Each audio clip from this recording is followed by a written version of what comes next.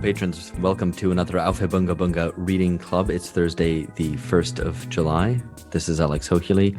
I'm here with Phil Cunliffe and George Hoare, and we're all in a really bitchy mood. We've just spent the warm-up to this just completely bitching at each other. Now we're going to try to pretend we all get along and are on the same page about a book that we evidently aren't. So with that said, I'm going to pass over to Phil because it's his episode this week, or this month rather. Thanks, Alex. Thank you for that delightful introduction. Also, they were complaining about me being too academic, so I'm going to try and show them, chair this like a proper seminar. No, that was a joke. So we're not in the same place. Academic joke. Yeah, very academic joke. It's true. That was lame. Okay, I will accept that was lame. Generally, my humor is much better than the other two, but on that occasion, it was subpar, and I apologize to the listeners. I think if you have to say that, it maybe undermines your point. But let's we have a lot to discuss. Listen, I'm the funny guy here, guys. Anyway, go on. Anyway, we're not all in the same place, though. Alex is still in the UK, but we are based in our respective locations at the moment. And we're here to talk about Michael Lindt's The New Class War, Saving Democracy from the Metropolitan Elite. Michael Lindt is an American constitutional theorist, professor, academic. The book was published by Atlantic Books, and it came out in 2020. So it's very much of the moment.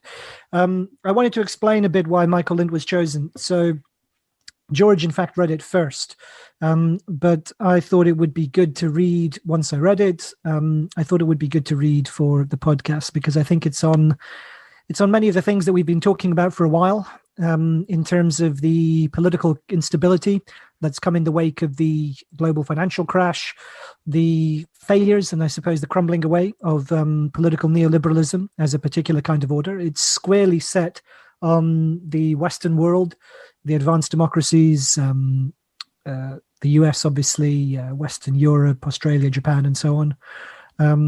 And that it is unashamedly pro-democratic. It puts the interests of the majority and it seeks to reconstruct a universalistic, at least on its own terms, and majoritarian concept of politics against the narrow, technocratic, neoliberal, and identity-based forms of politics that it criticizes. But it comes from someone who is also a self-described, Michael Lindt he's a Catholic social theorist, a self-avowed, a very kind of forceful, self-avowed Democrat, and also a self-avowed nationalist. He's a critic of Trump, but was obviously sympathetic to some of the political demands that Trumpism embodied. And I think all of that makes it very interesting, and in particular that it's a Catholic social theorist, a self-avowed nationalist who is so strongly framing their politics in terms of a class struggle and even a class war, as the title of the book goes. So these are some of the reasons I wanted to read it, and on top of which I thought it was very good. And I think that alone makes it worth reading. So what did you think, George? Well, the way that you presented it, it made it sound like I'd read it, and then you read it and you were like, I've got this great idea, actually, let's do it on the reading club. Well, no, but the point is you read it before me, but you didn't propose it for the reading club. So we can agree to disagree on that point of history. But no, I thought I read it, in like 2 sittings or something, and really enjoyed it. I thought it was I'm not sure I quite agree with some of the description that you gave, and I think when we can get into the solution that he proposes, I think it really made me think. And I have to say, I think the diagnosis makes you think. Hashtag is that a hashtag?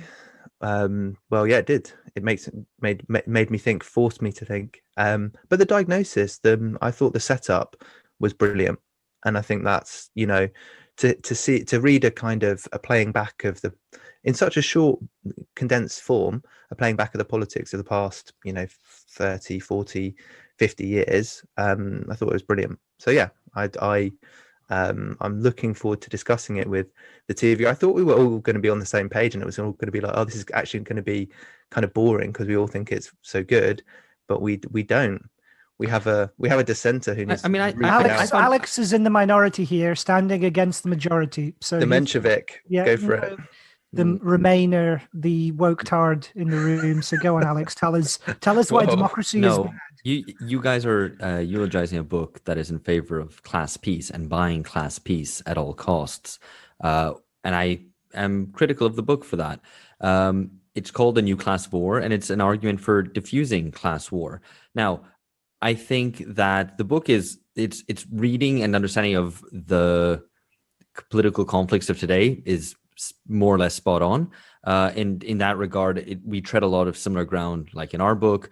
I think we do it better, but similar sort of ground. I think he's correct in his diagnosis of populism as a symptom of the problems today. But ultimately, his argument is a conservative one, as you'd expect. I mean, I'm not outraged by that, as if I was expecting something different. But it's a fairly conformist social vision and a desire to return to a past, which I don't think is possible. And so that's where I find the limitations are. So basically, I thought it's either correct, but not that interesting for me, maybe because I'm just too close to these things we've been discussing for a long time. You know everything. Because you're such a great genius. No, but it's things we've been discussing. So to have it played back to me is not so interesting and enlivening. And then there was other stuff which I found more interesting, but which I disagreed with. So that was my take. Yeah, no, I think your point about the overall political project and the idea of class peace, that's definitely something we need to get into. Yeah, I think that's what makes it contradictory. I think it will fail on its own terms for that reason. But anyway, let's go. Alex raises an interesting point. And this goes to show why, even though he's in the minority, that we should nonetheless listen to and respect his opinion. But we should censor his voice. We should cancel him. You're in the peasant majority, and I'm in the proletarian minority. That's what's happening here. Oh dear. Anyway, I suppose what's interesting to me is the fact that that you have a conservative or centre-right, conservative Catholic kind of social theorist, nationalist, Democrat, whatever, who is so unabashedly talks about class war as the defining phenomenon of our time without qualification. So not as, kind of that, that it's racialized capitalism with, patriarchy on top and I don't know, whatever else, which is always the way that the left kind of qualifies it and in intersectional terms, essentially. And he very clearly doesn't. And I think that touches on what Alex was suggesting. I mean, I think it's important and interesting in itself that this kind of language that once would have been associated very openly and straightforwardly with a kind of robust, kind of rambunctious, even kind of social democrat or socialist of the 1960s or 70s has been adopted by a different political position. And I think that is important and we'll come back to it. Anyway, so in the book, Lint talks basically the historical framing, his narrative of how we got to where we are is 20th century and 21st century, begins with the end of the Second World War and in the US in particular, the politics and society that emerges from that. And in his model, you have the Cold War, followed by class war, as he puts it. So basically, that you have this kind of the Cold War, this era of social integration and relative political harmony, I suppose, in his own terms, and a society within which the American working class had a role and a place, both politically, socially, and economically.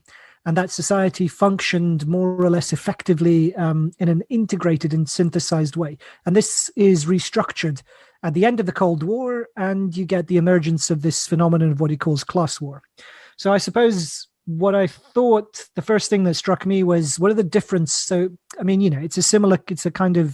it's a way to describe that period, and there are other ways to describe it. So other ways in which people have described it, social democracy or the welfare state, followed by neoliberalism, or others in terms of economic policy, Keynesianism, followed up by neoliberalism or monetarism. So is there any difference in framing it, or what is the difference in framing that period in these different ways?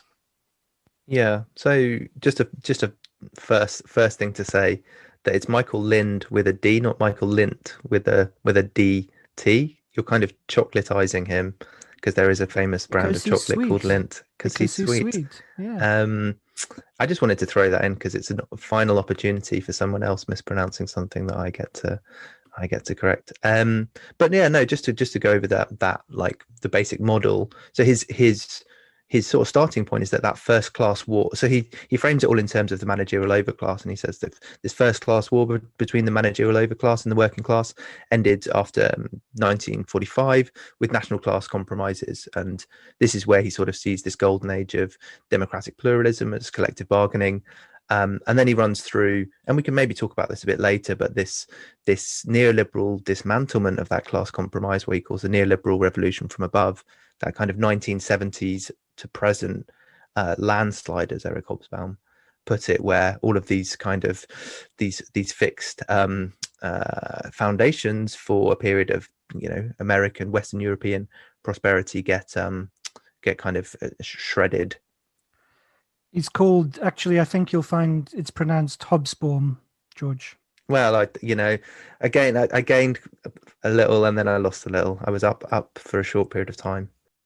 Yeah, I mean, I found his whole sort of periodization a little bit iffy, like as it pertains to the recent period of, the shift from social democracy to neoliberalism or Keynesianism to monetarism and so on. That's fair enough. The Cold War to class war is kind of, I mean, those, I think they're bad labels because the class war, I mean, obviously it's a class war from above, and I think he recognizes that. But in terms of a class war from below, the Cold War saw more class war from below than the post-Cold War period. So it's just rather strange to call the post-Cold War period a period of class war. Yeah, and I guess the other element of it is that the neoliberal revolution from above was precisely justified by excess of class war, by unions being too greedy, too powerful, who rules, as Thatcher put it, in squaring up against the miners. The miners' union brought down a government in Britain. So I mean, it was justified by too much class war. Let's have some class peace was the way in which it's justified. And he doesn't talk about that. And there are equivalent kind of levels of industrial militancy in the US in the 70s. So I guess the point is the contrast between the two is very sharp.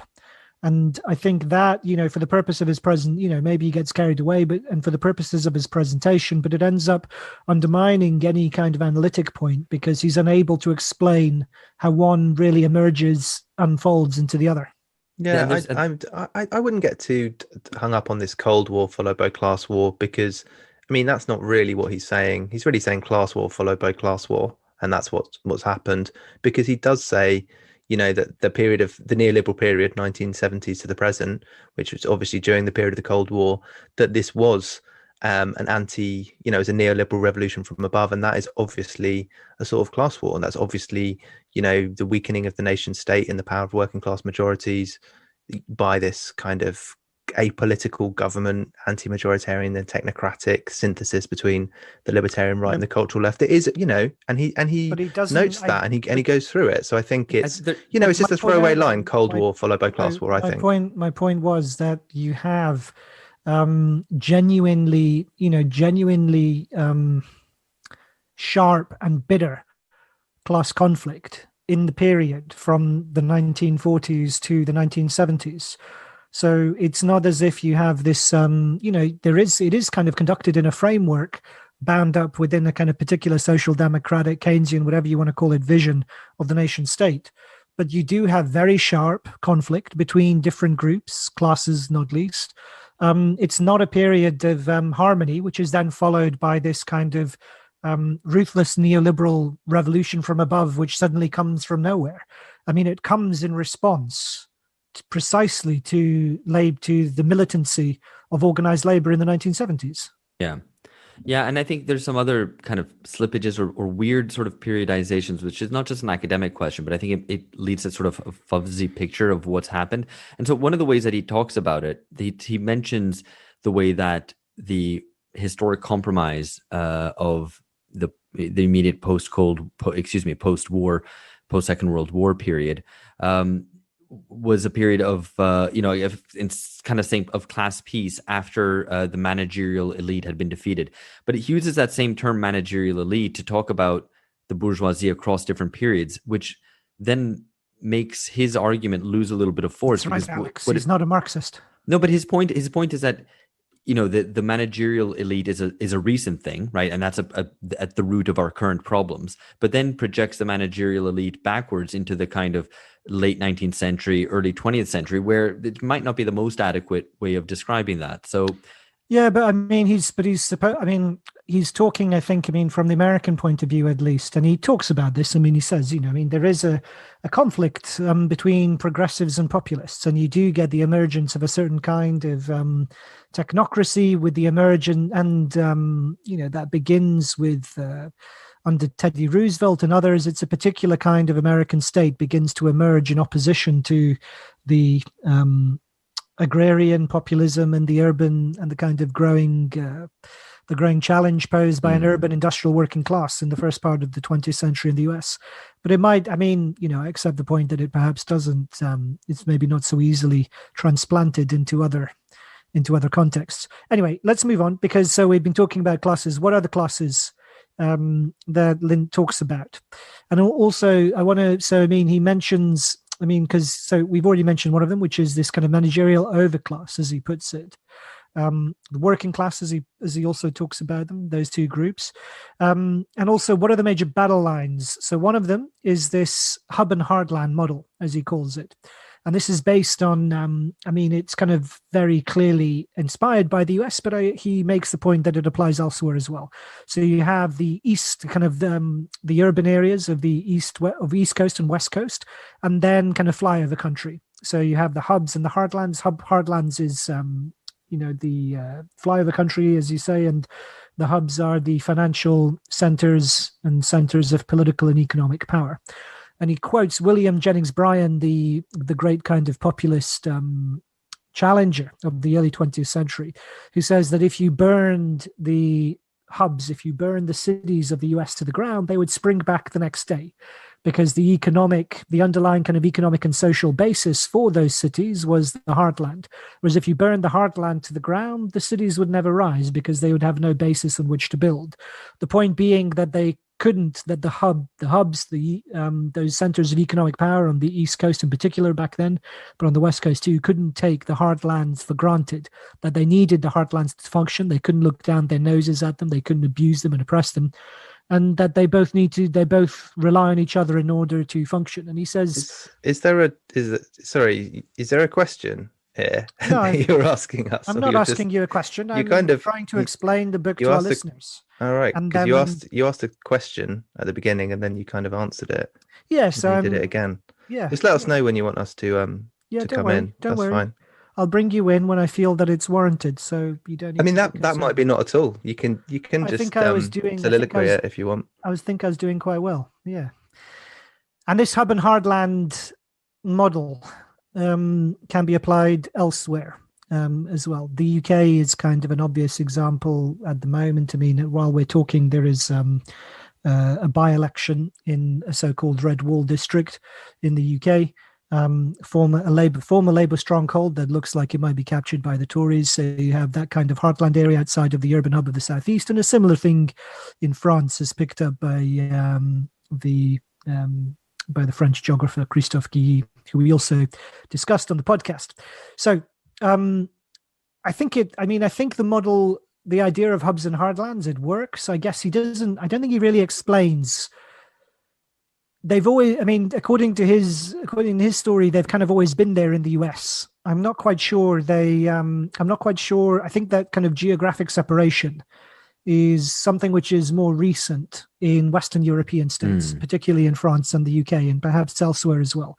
But I suppose I wanted to ask this question again: is the William Jennings Bryan thing? So if you if you burn down the heartlands in places like France and the UK, would the cities shrivel and wither?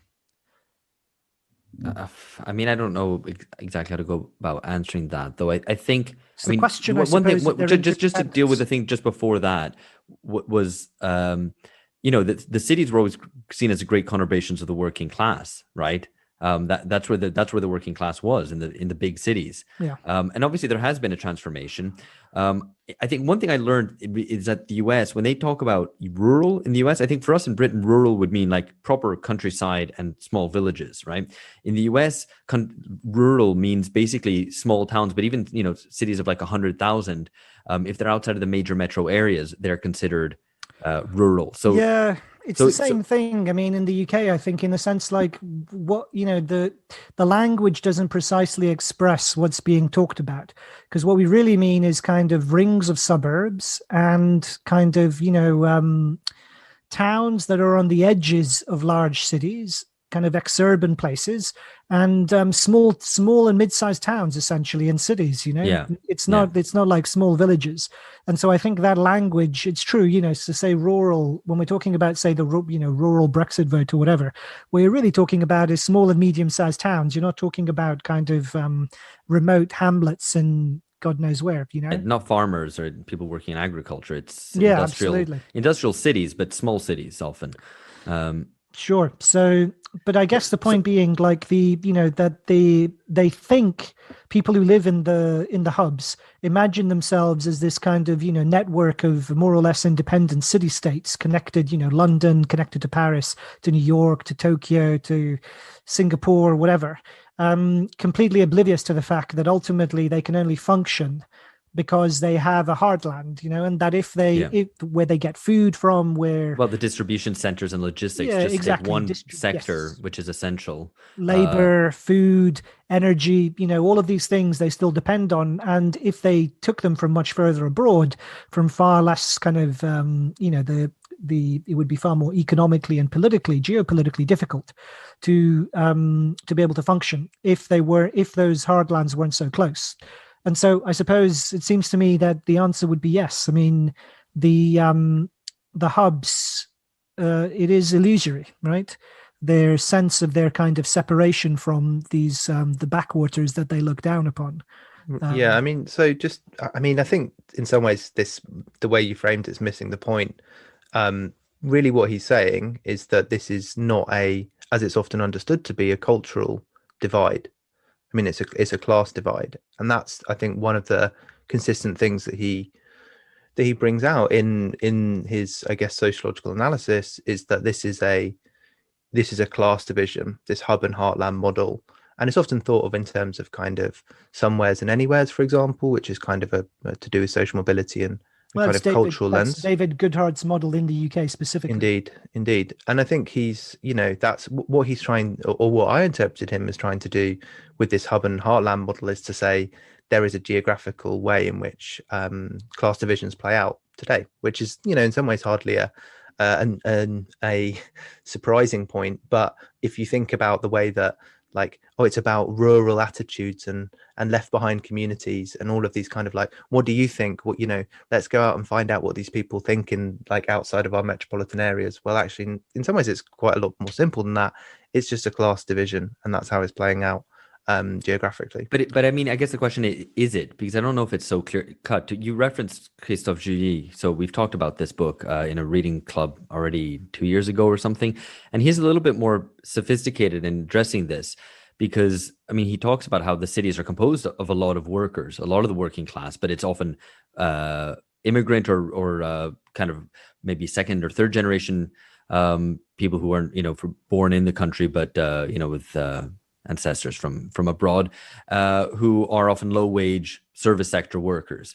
And so that's a sizable chunk of the working class too. And I think to paint it clear, just as a sort of, if you live in a city of 100,000, kind of in the middle of nowhere, it's all working class, and everybody who's in the large city No, is. But that's not bourgeois, that's not his point. I mean, it's a general claim. His interest is, like, who is this managerial overclass, and they all live in cities, And I think that's his point. But it's Like not just cities. Cities isn't right. That's important to say. urban Major areas. urban centers, and Yeah. often global cities. If you're talking about London and Paris, absolutely. Yeah, but I there's an guess extraordinary this is the concentration point. of that Right, group that he sees has replaced the bourgeoisie, and has succeeded old-fashioned bourgeois capitalists as a dominant elite, and they're very geographically concentrated. You might agree with that or not. Global not. cities. I agree with that. I agree with that. I don't agree with the other side of the picture that the working class is therefore just in small towns.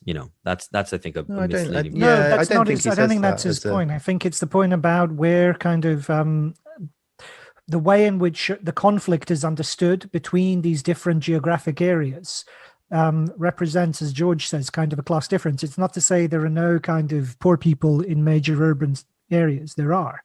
But just that it doesn't, the people who politically dominate those urban areas are not poor kind of working class immigrant communities. I guess how much of this might change, because one thing that people have talked about is as a result of COVID and kind of greater technological capacity to work from home, that you're having the kind of managerial overclass kind of leaching out as they kind of buy up areas on the outskirts of cities and outside of the major cities. Places like Kent in the UK. Indeed. They go down to kind of Canterbury. DFLs, as they're called down in Kent, down from London's, and driving up kind of property prices, but they're being colonized essentially by people who are benefiting from inflated property prices in the urban centers. But then, 10, 15 years down the road, that geography looks very different, right? In terms of who's left in the urban cores and the geography of the ex-urban areas, the outlying areas, the smaller towns and cities, it's a much more kind of complicated patchwork quilt. And what that looks like in, who knows, how that might, end up looking. Anyway, I wanted to talk about this managerial overclass. So I always thought it's an odd framing to talk about them as an overclass, because I'm not quite sure why he does it. So he's talking about, I guess what we've talked about here is the professional managerial class, the PMC, but you could talk about them as, professional elites, upper middle class. There's all sorts of different ways you could cut. But he also means owners of capital, right? Well, that's not clear to me, because if I wanted to say overclass, it seems to me that would be somebody, like people with, Musk or Bezos or Bill Gates. People whose wealth and power is so kind of extraordinary compared to the rest of the population. That overclass seems more appropriate for those, a very small kind of group of people.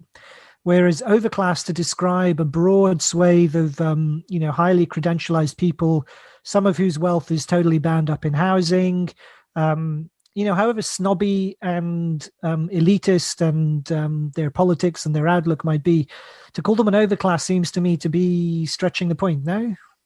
I think this is one of the... Sorry, go on, Alex. I that's my problem with it as well. And part of the problem with a lot of the PMC discussion is just a little bit of lack of clarity, whether you're talking about the people who really run society or the people who have a lot of influence in society, and it's a much broader swathe. Are you talking about the top 0.1%? Are you talking about the top 10% or the top 30%? And I think one of the ways that this comes across here is that you've got the old term bourgeois, right? Bourgeois, not in a Marxist sense, meaning owners of capital, but bourgeois meaning quite literally the people of the city and basically the well-to-do, which includes what would be today professionals as well as owners of capital, right? The bourgeois meaning, the traditional well-to-do, right? As a broad swathe. And if you're talking about, you're using managerial overclass to describe that broad swathe, which includes everything from Jeff Bezos to, a junior academic or whatever, right?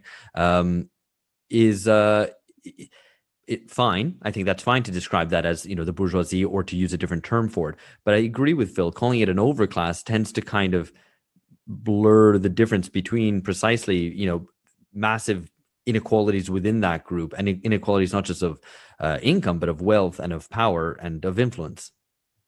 So he says, Yeah, he says, sorry, George, if I just read out so he says, No more than 10 or 15% of the population, this is Lind talking, no more than 10 or 15% of the population in a typical Western nation, a small minority, though considerably larger than the much discussed 1%.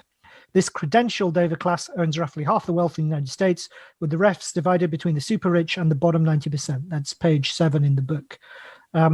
So yeah, the membership in college-educated managerial classes.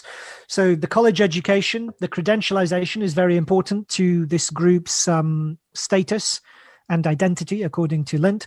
And it's also the away. Well, yeah, I mean, that's it. But 10 to 15%, and I guess it's upper management rather than kind of, kind of a hipster living in a one-bedroom apartment, kind of desperately kind of making ends meet. I mean, I don't think he's talking about that group. So I think this is a really important question, and I'm not sure personally I've sort of fully made my mind up on it. And that's what is the kind of political significance, and is this group a class? So I think one of the most striking claims that he makes is like this.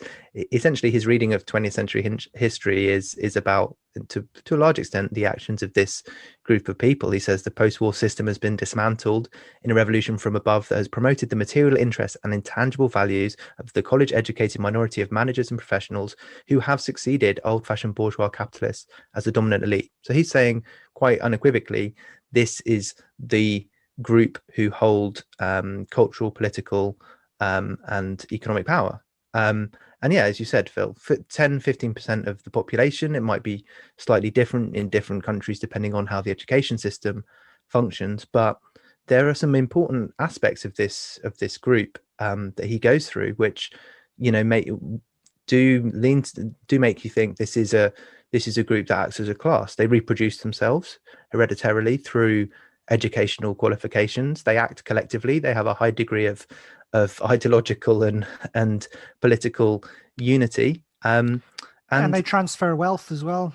And they are defined by a specific relationship to production as well. They're not self-employed. They're not managers of small businesses, but they supervise the labor of others. So, I mean, I think there is a long. I sort of sometimes think, oh yeah, PMC and petty bourgeoisie and managerial overclass, they all mean the same thing, but actually, this is an important question within class analysis. Who exactly we're talking about? How are they defined, and how do they reproduce themselves? And he's quite clear. It's about educational credentials, and those are passed down from parents, and they give access to status within and good jobs, and less clearly to wealth, but other sources of social power more directly. One of the great parts of the book, I think, is just how he puts it through with effective kind of mobilization of facts, without being too heavy on it, and it works really well. The other thing which I appreciated about the book is, one of the things I appreciated about it was his ruthless critique, I thought, of populism. So despite his disdain for the managerial overclass, as he puts it, their globalist pretensions and all of their kind of general haughtiness and kind of political conceit, he makes very few concessions, I thought, to populism. So though his sympathies, one might expect his sympathies to lie with populists, he's remarkably critical of them. And I wanted to talk a bit about that, because I like the fact that he is that he criticizes both ends of the political spectrum that he identifies, at least. So I wanted to talk a bit about his critique of populism. Yeah, I mean, he starts off by, just to kind of link it to the managerial overclass, he starts off by recognizing and detailing something which we all experienced, how the managerial overclass demonizes populist voters, or has done. One of the most kind of or to me at least, having been on the receiving end of this, one of the most memorable aspects of the not that I would classify myself as a populist voter, but people who have been in certain political positions in the past few years get called Nazis or Russian agents, and the unhingedness with which this has happened. We talk about neoliberal order breakdown syndrome. There's kind of a parallel there in this book, where he notes how anti-populist the managerial overclass are. And so you kind of expect, well, he's going to go into sort of being pro-populist, but in fact, he's not. And I think it speaks to the sophistication of the project he's trying to develop, even though ultimately I don't agree with it. That he calls it the populist counter-revolution from below, and he, I think, correctly identifies that populism is a symptom. The issue is not the issue, as he puts it. Power is the issue, and so populism is a response to the disempowerment caused by neoliberalism, but he sees it as not being able to address that root cause. I think ironically he doesn't actually address the root cause either, but I think that's an important critique. It's a response to a disempowerment, but that doesn't itself empower working class people.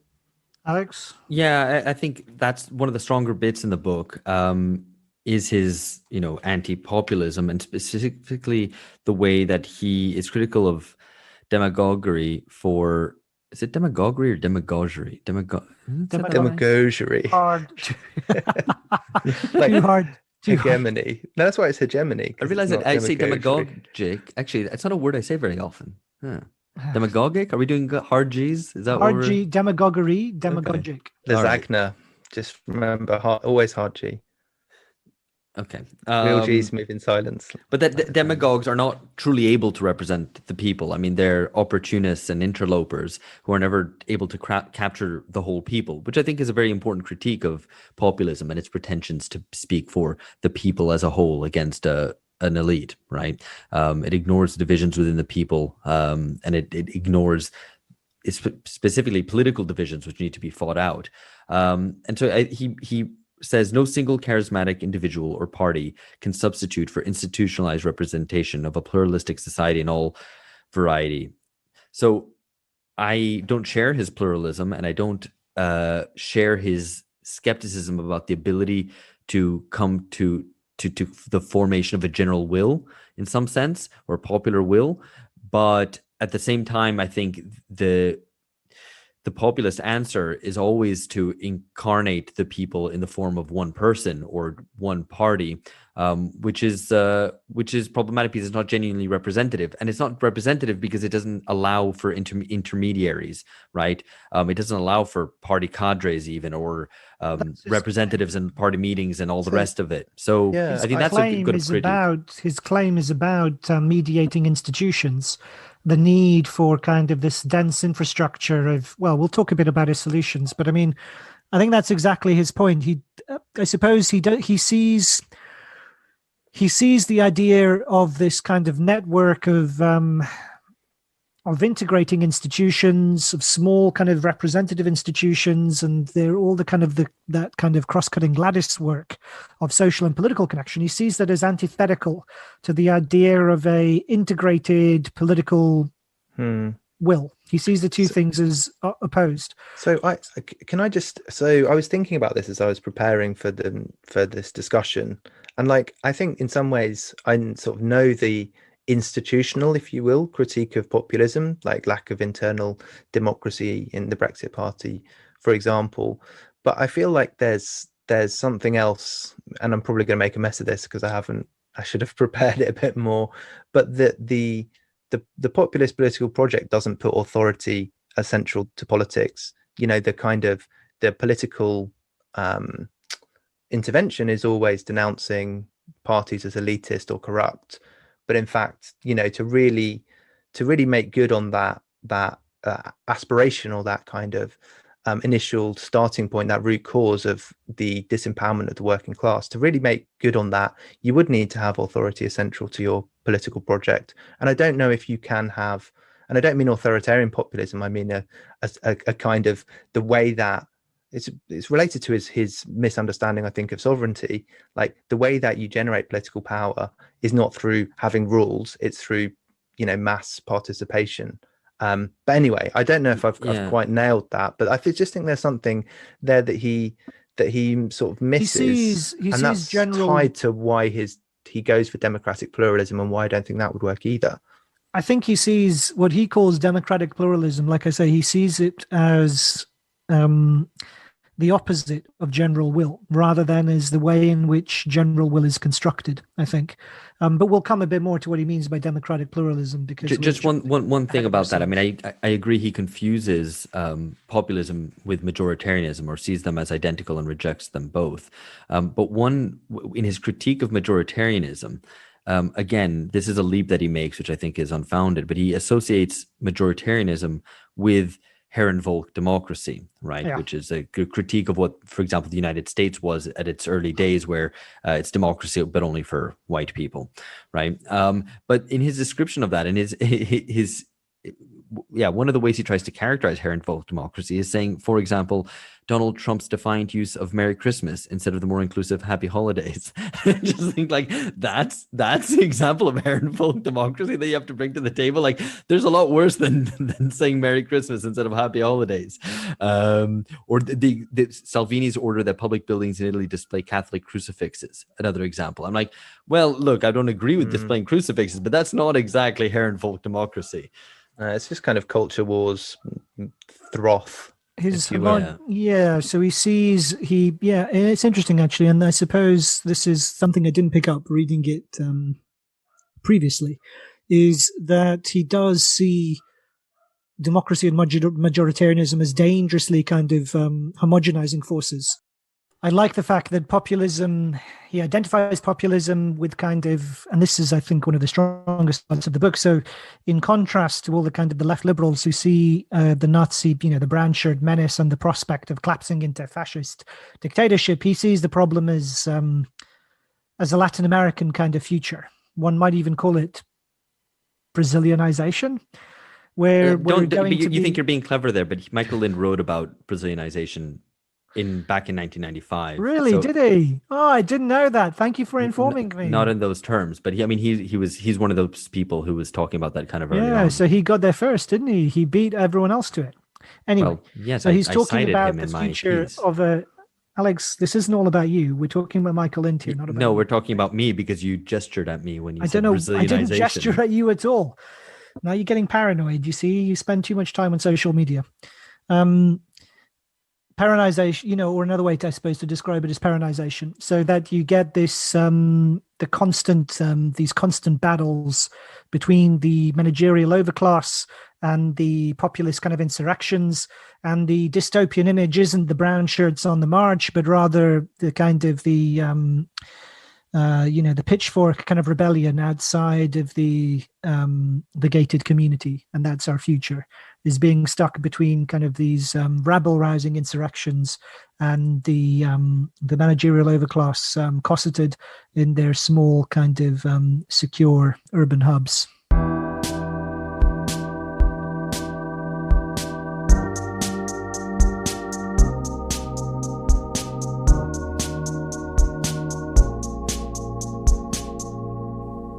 So we wanted to talk a bit about neoliberal reform, and also how, because Lind does, to his credit, he talks about efforts to kind of reform this system, and also his criticisms of democratic socialism. So why he brushes democratic socialism or socialism. So he identifies socialism as offering both authoritarian and democratic versions, in his view anyway. Criticizes democratic socialism. And he rather in favor of his democratic pluralism. So how convincing are his criticisms of these? Tell us, Alex. Well, I mean, I think he is quite sharp. I thought this was the sharpest part of the book, actually, in criticizing neoliberal solutions to its own problems, right? And the solutions that he terms neoliberal aren't ones that you'd necessarily expect. So one is quite obvious, which is education or upskilling, right? That obviously we can dismiss as a nonsense neoliberal attempt to deal with the problems in labor markets of unemployment, chronic unemployment, as if everybody learning to code suddenly resolves these problems. But that's I think that's like low-hanging fruit in terms of a critique. But he also criticizes the anti-monopoly lot, who want to break up big companies and create small businesses, which famously, pay worse, are often worse bosses, and so on. So, and you could add, more difficult to unionize as well. So that's easily enough dealt with. I think the other thing that he was very good in is critiquing redistribution. And interestingly, redistribution is often counterposed to neoliberalism or whatever, like the kind of bad ways that things are, mean capitalist, and we need redistribution instead. But he is useful in criticizing redistribution, especially in the forms of cash transfers and UBI, and sees them as a new opiate of the managers, actually, which I think was quite neat. And it absolutely is. It's a way of solving the problems of the market with more market, i.e., giving these cash transfers to allow people out into the market to act as investors if they want, or effectively rentiers or layabouts. And I thought that was quite good. Yeah, I mean, I think the way that he categorizes the different sorts of neoliberal reforms as forms of palliative liberalism, they all try to escape from the worker. So you can have education; it liberates the worker through social mobility into a professional. UBI, it transforms working class people into investors, and then working class people are transformed into small business owners or petty bourgeoisie through the anti-monopolyism stuff. So it's like you get away from being a worker. That's why he calls it the workless paradise in each case. And I thought that's a very astute point. What about his criticisms of democratic socialism? Why does he not think it's a viable solution to the problems he identifies? I mean, the way that he describes, you'd think reading the book that he would be favorable to it, but the reason he's unfavorable to it is just, one, a mixed economy is better than one led by the state, and his description or his understanding of democratic socialism is effectively of state socialism, right? He obviously doesn't see it as revolutionary socialism, which he dismisses as all Stalinism, effectively. But he sees democratic socialism as I'm not sure if we can think of a specific regime that he would associate if I'm it with. recalling correctly, though, I mean, he's sharper than that, because he says it would simply recreate the problem. You would still have a technocratic overclass, managerial overclass that would effectively monopolize politics and influence. That's right. I mean, and I think that's a fair critique. But I guess it depends what your understanding of democratic socialism is. I think lots of people who would use that term wouldn't agree with that specific They would be wrong. conception. I mean, I think in a way it's a very sharp critique of a lot of what passes as left-wing politics at the moment. That it's a lot of people who call themselves democratic socialists, I think, are indeed kind of aspirant technocrats. Neither democratic nor socialist. That would be true as well, but even that notwithstanding, I think they aspire to be the elite of a new kind of society, and they aspire to be the managerial and technocratic elite of that society that would be kind of reshaped in their favor. And so he doesn't go this far, but I think I'd push it this far, as it's another, it is effectively another version of the same thing. Not least because I think that a lot of those visions involve a redistribution of wealth, but not actually of power, right? Yes, so exactly. Those visions are quite top down, and so he's right to criticize that. But of course, he dismisses or doesn't even engage with any possibility of any bottom-up socialism, for lack of a better way to put it, or revolutionary socialism. So we've been shadowing, but we've kind of been circling around his own solutions. And we've already talked about it. So his own solution to class war is democratic pluralism. And I think it's useful to break this down a bit. So what are the basic features of this democratic pluralism that he offers as a solution to our problems? Yeah. So I mean, the political project that he's engaged in is achieving a genuine class peace in the democracies of the West. And that's his stated aim. And you might or might not agree with that, but so what he is attempting to build then is a sort of countervailing power for the working class, as he puts it, or social checks and balances. And so what does this actually look like?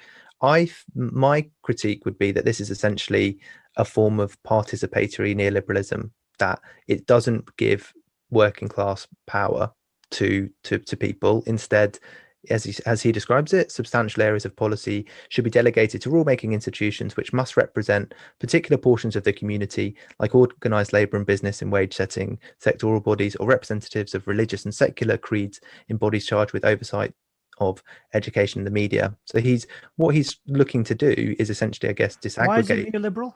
I mean, why is it not, I don't know, why isn't it like a Renish kind of vision of capitalism or something like that? Why neoliberal? I will continue what I was saying, and then get to that point. So he has these communitarian ideas, I would say, around sort of churches, community groups, etc., and sees the way that society is divided then as the guild in the economic sphere, the ward in the political context, so that's 50 to 200,000 people, and then the congregation in the cultural sphere. And I think the reason why, maybe saying it's neoliberal is slightly unfair, but I think there's an important point that this retreat from a national project, because he recognizes previously that one of the things that neoliberalism does is, particularly at the nation state level, insulate economic decisions from political power. But he is looking, I think, to kind of perform a kind of similar move where the power that's constructed is not at a national level. It is not representing the nation as a whole, and so therefore I don't think it would have that ability to genuinely give power to society, and so you'd end up with a sort of reproduction of the economic status quo, and that's related to this general will. So let me tell you, the reason it's anti-majoritarian, sure, but it's not neoliberal, and it's not neoliberal because the core of the argument. I have lots of critiques about the politics and the culture of it, but the economics is always the center of anything. So that's where we should start with this, and that is his corporatism. That's economism. It's not. I mean, it's basically not, because production is where it all starts. So that's where we should start. And his solution to that is corporatism, or this tripartite negotiation between government, business, and labor. And that his vision there is really return to the kind of social democratic arrangement of the post-war period. Though my thing about this is that was at a period in which unions were strong, and obviously he would like to return to a period of higher union density. But that was a period where labor had been very strong, and then you had the Second World War and that disaster, and the inclusion thereafter in a sort of grand compromise, right, between labor and capital. What he's proposing actually sounds a lot more like Latin American populism, which is to say a sort of elite-led top-down inclusion of the masses through unions. And those Latin American populists often involved tutelized unions, so unions which were completely controlled by the state in a top-down fashion. And I don't see Lin's vision being terribly different from that, in part because there's no room for autonomy within these organizations. So he doesn't want strikes happening. He wants class peace, and he wants collective bargaining at a high level. And he recognizes that hang on, let me just finish this point, that all these institutions will still have elites. So they'll still have, bureaucratic union leaders or whatever. But they do bargaining, and therefore the working class has a higher standard of living, but no real autonomy. I kind of disagree with bits of what both of you have said. So, I mean, I think Alex is right in saying it is the most nostalgic part of the book, particularly his kind of fondness for ward bosses. And I mean, I was talking about this with some friends, and, it seems like he wants, bring back Jimmy Hoffa, essentially his kind of nostalgia for these kind of seedy, shady, kind of rough at the edges characters who lead large kind of organizations, cut deals in back rooms, but through these kind of backroom shady deals, which might be kind of particularly unpleasant to academic overclass types, nonetheless, this is how society functions. So he, that's his kind of vision: ward bosses and the old union kind of roughnecks. And that seems to me like that. In that sense, it is at its most nostalgic, and the congregation model of culture, I think, as well. The returning to a kind of a more pluralized vision of the 1950s. So it's not all just kind of Protestant, but also Hispanic, Catholics. He even mentions Wiccans, I suppose, in trying to be kind of generous. There should be kind of other models of faith communities, and I found it all a bit kind of sad and pathetic, to be honest. But I don't think he's not saying strikes would be illegal or something under his. No. But they would be preempted by the fact that you have collective bargaining, right? And this is all decided at a higher level. You don't have business. You don't have unions at an enterprise level. You have sectoral unions who negotiate. Yeah, but he's not. With he's not. I mean, but by he's not. He doesn't see or doesn't think that a revolutionary reconstitution of society is needed. So I mean, why would he? But he doesn't. But you can support unionism, which isn't. You can support it on a syndicalist basis, not a revolutionary one either, right? The point is that there's very little autonomy, which I think is a point that George was making. So so when he says that he wants to achieve a genuine class peace, I mean, I think that means that the political horizon of what he's trying to achieve is not a revolutionary reconstitution of society. So I think it's like, does it work on its own terms? What he suggests, does it correspond to the diagnosis? And that is the point that I would say no. And I meant to say because of that participatory technocracy point that I fudged earlier, which is, it's been a long day, which is that it's not, I think political power is about binding decisions and about organized classes, and they come together or they don't or whatever. And I think his model is very different. And he's sort of saying, well, what we can do is a lot of listening, a lot of dialogue, a lot of bargaining. I might be reading too much into this essentially, and, reading some external things into it. But that's the kind of, he talks about assigning decision-making to independent agencies overseen by multi-member commissions, at least some of whose members might have working class constituents and affiliations. It's not, that's not a model to empower people. It's a model to make a political authority very diffuse and accountability very difficult to trace. And I think that's ultimately the where the logic of the diagnosis doesn't come from. I don't know if it's not accountable, but I mean the pluralistic model, and I think this is very clear in the politics and the culture aspect of it, is a kind of Burkean conservative small platoons, right? And you see it with culture, right? So not exactly. Hang on. Let me just right. Let me just. But it's not because I think it's a larger scale thing. So it's large unions, kind of, it's large kind of groups, which have their commissions and their committees and their meetings, and they all kind of sit around the table. They cut deals for their constituents, and everyone kind of benefits. But I don't think it's not a small kind of vision. It is for a kind of large country like the US and a huge, with millions of people. But you can have many small platoons, right, organized into larger entities. I mean, that is the conservative vision. Sure, but I just don't think it is. It's not a Burkean. Okay, well, can I just make one point, because I was leading to is sure. the point about culture, and here he replaces one conformity with another. And I mean, here, he's a conservative. I guess that's what you'd expect, but that's where the vision is, I guess, most obviously kind of repellent, because he talks about, look, I understand that he would hate liberal hegemony over contemporary culture, which in fact is actually very conformist despite its pretensions at tolerance, right? I think we all agree with that. In response to that, he would replace that with effectively like church censors to manage culture.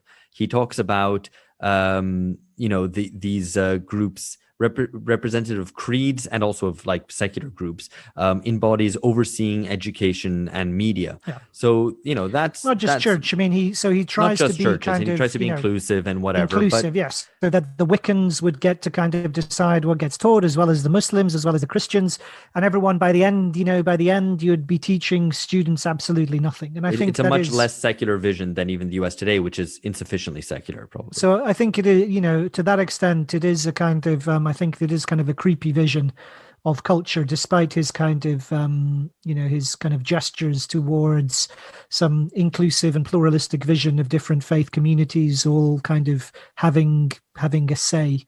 But I guess this brings us the question of how far his solution matches his problem brings us to the final point I wanted to mention, which was the role of geopolitical rivalry. So he talks about, he sets up his model as Cold War versus class war to explain how we got here.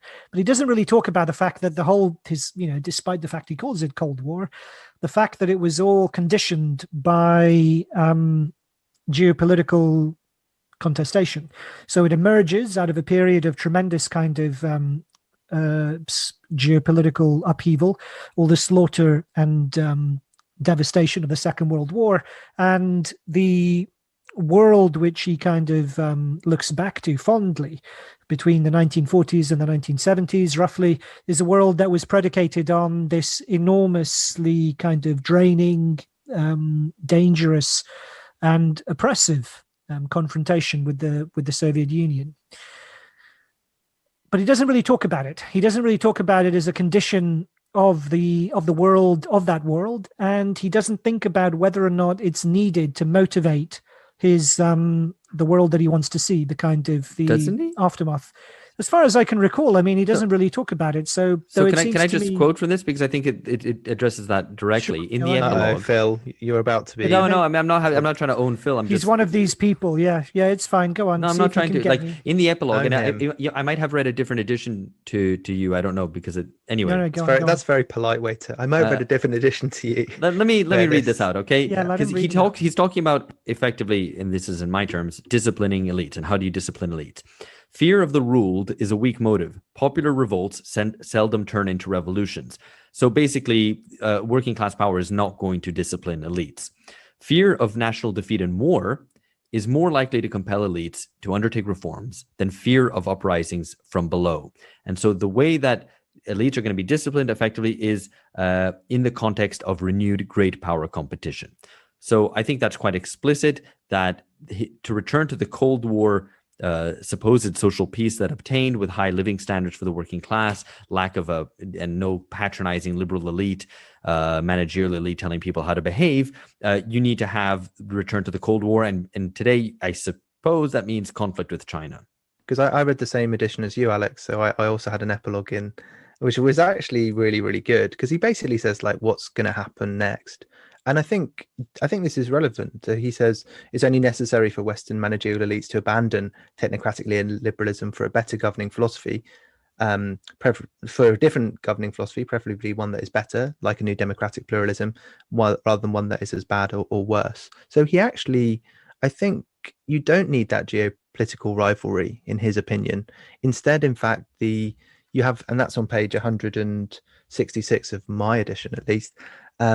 And so I don't think he says that you need that geopolitical threat to kind of empower one part of society. Rather, the dominant part of society can slip away almost by choice from its current contradictory and doomed philosophy. And I thought that was a really sort of extremely thought-provoking point, and one that, fair play to him for following through the analysis and saying that if this overclass is so dominant, as he sort of traces it out, then the mechanism through which it can give up that power, it could be a kind of a voluntary one, if there is something in it for them. I'm sorry.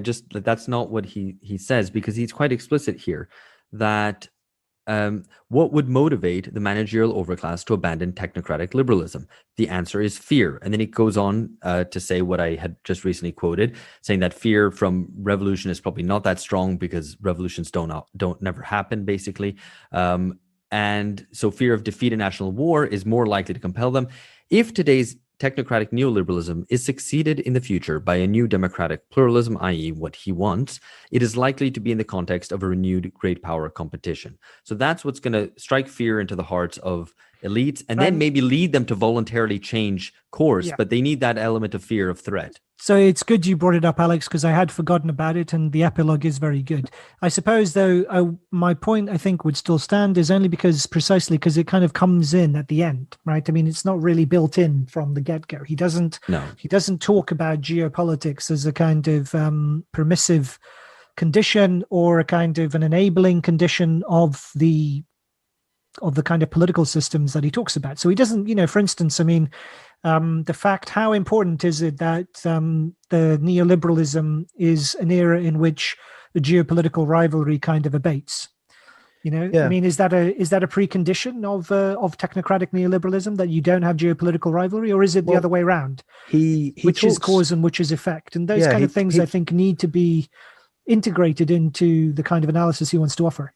Yeah, I mean, he does. So it's interesting in the epilogue, he talks about geopolitical competition rather than rivalry or cold or war, although he does mention those things. And he talks previously about global labor arbitrage, and that's important for what I think it is almost then that it's premised on a sort of a weakish threat from China. So you can have still the cheap production, which underlies some aspects of the neoliberal revolution from above, but it's sort of worrying managerial overclass enough to effectuate a transition. I mean, that would be my sort of. He's maybe trying to say that's the middle line. No, but I think that's right. He's not saying you need war, but that you need geopolitical rivalry and you need the threat of China to. I think the other element the reason that fear of defeat in war matters is only as a result of the experience of the First World War. And it's, earlier wars too, but principally in the 20th century, at least, the fact that defeat in war led to enormous social upheaval and to revolution. And so, there is that's the way it connects to, fear of below and fear of defeat are connected in a way that they weren't previously. That's something really that only begins in the late 19th century, perhaps, with the Paris Commune and subsequent wars. So his attempt to kind of cleave apart the geopolitics from the domestic kind of class pressures, I think, again, is perhaps a bit too easy. But anyway, I think even the discussion has been useful, and it's reaffirmed to me just how, what a good book it is, I think. So notwithstanding Alex's criticisms, I would say go out and buy your copy if you haven't already. Does it get 2 thumbs up? It gets 2 thumbs up from me. Yeah. 1 in each hole. Yeah. Okay. Thanks, Nostrils. Alex. Nostrils. It's a really managerial kind of overclass thing to say, that kind of, I don't know. I mean, what you really should do. The vulgar. Yes, unlike the conservative religious working class who just want warm apple pie. No, what you should do is go and get a few copies of this book. Meet up with your sort of PMC mates, get some craft beers, and have a good discussion. Some listeners might recognise themselves in that description, as I recognise myself.